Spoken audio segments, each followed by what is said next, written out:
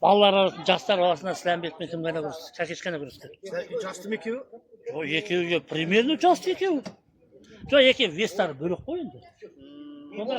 Шешендерді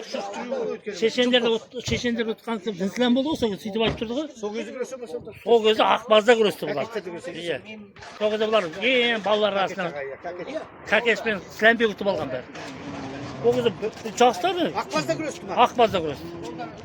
Сонда мысалы мен өзім, өз басым мен білмеймін енді.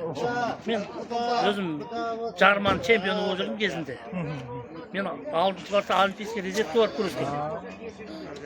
6-шы класста қайда совет үкіметі кезінде. Қабден Байдосов. Иә, Қабден Байдосов кезінде барған. Сол кезде сонда болған.